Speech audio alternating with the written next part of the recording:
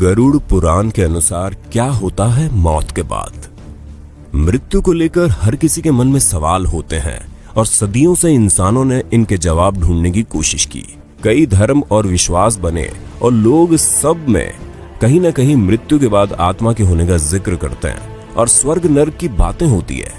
जब भी हमारा कोई दोस्त या घर का कोई सदस्य मरता है तो हम अक्सर ये सोचते हैं कि अभी वो कहाँ गए होंगे, या ऐसे ही बैठे बैठे कभी याद आती है तो हम सोचते हैं क्या वो अभी भी हमारे आसपास हैं, हमें सुन रहे हैं, या फिर दूर आसमान में तारा बन चुके हैं, या कहीं है ही नहीं और मृत्यु के बाद सब खत्म हो जाता है। इन सभी सवालों के जवाब विस्तार से लिखे हुए हैं गरुड़ पुराण में। गरुड़ पुराण हिंदू धर्म के 18 प्राचीन महाकाव्यों में से एक है। ये वैष्णवी साहित्य का एक भाग है और भगवान विष्णु और गरुड़ के बीच मनुष्य जीवन के अर्थ को लेकर वार्तालाप के रूप में लिखा हुआ है।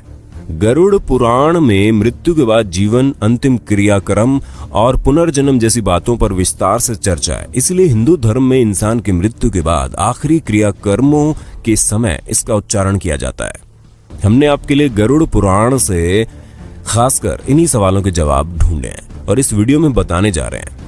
आप इसे ठीक से समझने के लिए अंत तक जरूर देखिए और सब्सक्राइब करना ना भूलें, क्योंकि हम ऐसे जीवन से जुड़े रहस्यों पर वीडियोस बनाते रहते हैं। तो चलिए फिर शुरू करते हैं। मृत्यु के बाद क्या होता है। मृत्यु के ठीक पहले, मृत्यु के दौरान और मृत्यु के बाद क्या होता है, ये गरुड़ पुराण में अच्छे से समझाया गया है। जब एकदम से कोई इंसान की मृत्यु होती है तो हमारा रिश्ता एकदम से टूट जाता है और अक्सर ये कामना करते हैं कि क्या उनसे फिर कभी मिलना होगा या बात हो पाएगी। असल में मृत्यु एक बहुत ही इंटरेस्टिंग प्रक्रिया है और कुछ भागों में ये पूरी होती है, जो कि इस प्रकार है। नंबर 1, अर्थ सोल चक्रों से डिस्कनेक्शन। मौत से लगभग 4-5 घंटे पहले इंसान के पैरों के नीचे स्थित अर्थ सोल चक्र अलग हो जाते हैं, जिसका मतलब है धरती की सतह से संबंध टूट जाता है। इंसान की मृत्यु से कुछ घंटे पहले उसके पैर ठंडे पड़ जाते हैं। जब मृत्यु का सही समय आता है तो कहा जाता है कि मृत्यु देवता यम आते हैं और आपकी आत्मा को लेकर चले जाते हैं। नंबर 2, एस्ट्रल कोड टूट जाता है। जब मृत्यु होती है तो एस्ट्रल कोड टूट जाता है, जो कि एक तरह से शरीर और आत्मा के बीच का कनेक्शन है। इस कोड के कटने से आत्मा शरीर से मुक्त हो जाती है और शरीर से बाहर और ऊपर निकल जाती है। अगर इतने लंबे समय तक शरीर में बने रहने की वजह से आत्मा को उसे छोड़ने में मुश्किल आती है तो वो छोड़ने से मना करती है। वो शरीर से निकलकर वापस घुस जाती है और इधर उधर गति करती है। हमें ये मरने के बाद चेहरे, हाथ या पैरों के मामूली हिलने से पता चलता है। जैसे हमारे लिए किसी की मृत्यु को स्वीकार करना मुश्किल होता है, वैसे ही आत्मा भी शरीर की मृत्यु को मानने से इनकार कर देती है और तब भी जिंदा रहने का एहसास रहता है। लेकिन एस्ट्रल कोड टूटने से ये शरीर से अलग हो चुकी होती है और वो वहां नहीं रह सकती। उसे शरीर से निकलकर ऊपर की तरफ जाना ही होता है, क्योंकि कोई चुंबकीय बल होता है जो उसे ऊपर की तरफ खींचता है। नंबर 3, भौतिक शरीर का अंत। इस चरण में आत्मा को उस कमरे में मौजूद लोगों के विचार एक शोर की तरह सुनाई देते हैं, वो चाहे उसके घर वाले हों या कोई भी। आत्मा उन सब से बात करने की कोशिश करती है और चिल्ला चिल्ला कर कहती है कि मैं भी मरा नहीं हूं, लेकिन उसे कोई नहीं सुन सकता। धीरे धीरे आत्मा को एहसास होता है कि वो शरीर मर चुका है और वापसी का कोई तरीका नहीं है। इस चरण में आत्मा लगभग 12 फीट या कहो कि छत की ऊंचाई पर तैर रही होती है और आसपास हो रहा सब कुछ सुनती और देखती है। नंबर 4, शरीर से छुटकारा। जब अंतिम क्रियाक्रम हो जाता है तो आत्मा मान लेती है कि उसका इस धरती पर रहने का माध्यम खत्म हो चुका है और वह शरीर जो उसने इतने सालों तक अपना रखा था अब पंच तत्वों में लीन हो चुका है। आत्मा तब एकदम आजादी महसूस करती है और शरीर में रहते समय जो भी सीमाएं और रुकावटें थी वो अब खत्म हो चुकी हैं और आत्मा बस सोचने से ही कहीं भी आ जा सकती है। 7 दिन तक आत्मा अपने शरीर के साथ रहते समय की पसंद की जगहों पर घूमती रहती है, जैसे कि उसका सबसे पसंदीदा कैफे, बगीचे में सुबह की सैर, ऑफिस वगैरह। अगर आत्मा धन दौलत से बहुत लगाव महसूस करती है तो वो तिजोरी के पास भी रहेगी। अगर बच्चों से बहुत लगाव हो तो बच्चों के पास रहेगी और उन्हें प्यार करेगी। 7 दिन बाद आत्मा अपने परिवार और धरती को अलविदा कहती है, इस धरती से दूर होने लगती है और दूसरी दुनिया में प्रवेश करती है। नंबर 5, सुरंग। कहते हैं कि एक बड़ी सी सुरंग होती है जो आत्मा को एस्ट्रल प्लेन तक पहुंचने से पहले पार करनी होती है और इसलिए कहा जाता है कि मृत्यु के बाद के 12 दिन बहुत महत्वपूर्ण होते हैं। हमें सारे अंतिम संस्कार और रीति रिवाज ठीक से करने होते हैं और प्रार्थना करनी होती है। हमें आत्मा से क्षमा याचना मांगनी पड़ती है ताकि वो अपने साथ कोई भी नकारात्मक भाव जैसे कि दुख, क्रोध या नफरत अपने साथ न ले जाए। कम से कम उसके परिवार और नजदीकी रिश्तेदारों को यही करना चाहिए। ये सारे रीति रिवाज, प्रार्थनाएं, सकारात्मक ऊर्जा आत्मा के लिए भोजन का काम करती है और उसे आगे की यात्रा में मदद करती है। उस सुरंग के अंत में बहुत तेज रोशनी होती है जो ये दर्शाती है कि वो एस्ट्रल वर्ल्ड में प्रवेश कर रही है।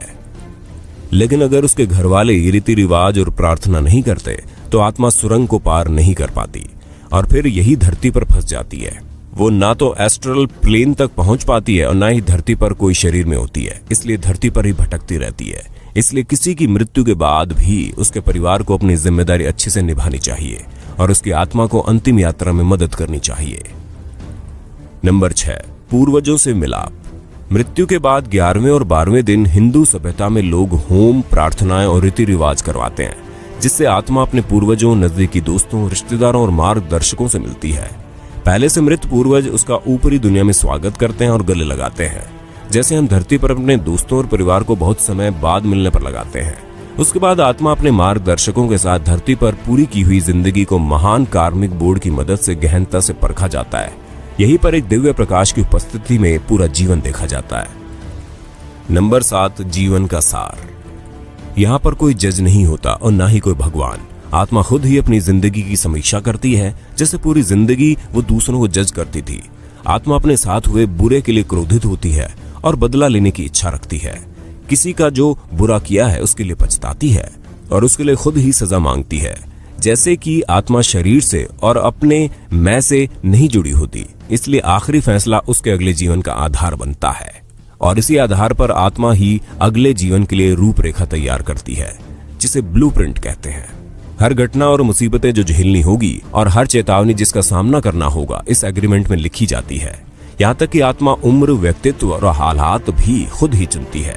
उदाहरण के लिए किसी इंसान ने पिछले जीवन में किसी की बेरहमी से हत्या की और मरने के बाद जीवन की समीक्षा करते हुए उसे बहुत पछतावा हुआ और उसकी सजा खुद को देने के लिए आत्मा अगले जीवन में खुद की किसी बीमारी से ग्रस्त होने का दर्द देती है या अन्य कोई भी मुसीबत जिससे उसको अपने किए के लिए सजा मिले। खुद को खुद ही जज करके आत्मा ब्लूप्रिंट बनाती है। जितना ज्यादा पश्चाताप होगा, आत्मा खुद को अगले जन्म में उतनी कठिन सजा देती है। इसलिए कुछ गलत करने पर किसी को माफ करना और किसी से माफी मांगना बहुत जरूरी है और हमें अपने जीवन में इसे अपनाना चाहिए। अपने विचारों और भावों को शुद्ध रखना चाहिए क्योंकि हम उनको मृत्यु के बाद भी लेकर जाते हैं, क्योंकि वो हमारे कार्मिक बोर्ड पर छप जाते हैं। जब अगले जन्म का ब्लूप्रिंट तैयार हो जाता है तो कुछ समय खाली होता है, जिसे कूलिंग पीरियड कहते हैं। नंबर 8, पुनर्जन्म। एग्रीमेंट में हमने जो चुना है हम उसी हिसाब से जन्म लेते हैं। हम खुद ही अपने माता पिता चुनते हैं और माँ के गर्भ में या तो एग फॉर्मेशन के समय या चौथे 5वें महीने में प्रवेश कर जाते हैं, कभी कभी तो जन्म से एकदम पहले भी। ये ब्रह्मांड इसी तरह से डिजाइन किया गया है और हमारे जन्म के स्थान और समय से हमारी कुंडली बनती है, जो कि जिंदगी का ब्लूप्रिंट होती है। कभी कभी हमें लगता है कि हमारी किस्मत खराब है और हमारे ग्रहों में दोष है, लेकिन असल में वो बस आपके ही एग्रीमेंट का हिस्सा है। दोबारा जन्म के बाद अगर 40 दिन तक बच्चे को अपना पिछला जन्म याद रहता है और वो उसे याद करके अकेला होते हुए भी रोता है और हंसता है, उसके बाद पिछले जन्म की सारी याददाश्त चली जाती है और हम जिंदगी ऐसे जीते हैं जैसे हम पहले कभी थे ही नहीं। तो ये है जीवन और मृत्यु का सार, जैसे कि गरुड़ पुराण में लिखा है। अगली बार जब किसी दुख या समस्या के लिए भगवान या किस्मत को दोष दो तो याद रखना ये सब आपने ही चुना है और आपको ये स्वीकार करके उनका हिम्मत से सामना करना चाहिए और अगले जन्म में अच्छा हो सके उसके लिए अच्छे कर्म करें, सबसे प्यार से पेश आए। आपके घर वाले, दोस्त या हर कोई जो भी जीवन में आता है वो बस अपना किरदार निभा रहे हैं उस फिल्म में जो आपने ही लिखी है और डायरेक्ट भी की है। इसलिए हम कभी मरते नहीं हैं, ये सफर चलता रहता है।